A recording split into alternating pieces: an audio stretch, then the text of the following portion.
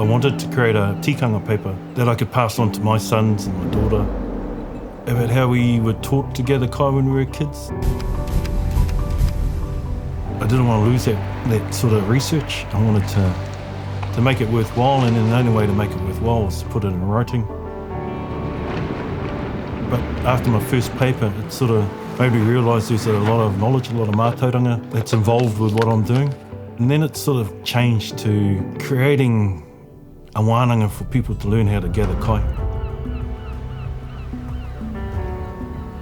I think it's growing up knowing there was something missing in my life. I didn't speak Māori. I never took any Māori classes at high school.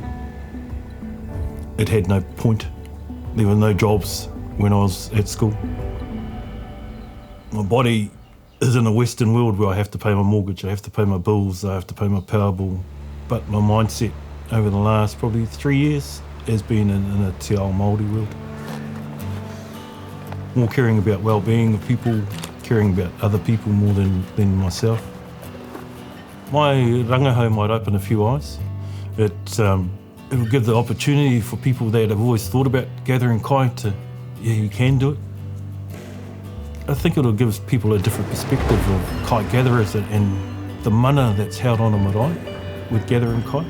Like when we give seafood to our maraes or to our kaumātuas, it doesn't only uplift the person, but it uplifts the kai gatherer as well. Yeah, Te Wānanga o Aotearoa has filled that gap I was looking for. Knew little about education, and doing the Te Wānanga o Aotearoa course, the level 1 and 2, has really made a massive difference. Then 3 and 4, then the diploma in te reo, and then onto this master's. I definitely recommend studying with Te Wānanga o Aotearoa. They've changed my mindset. They have. The first thing on your head, is, Māori education.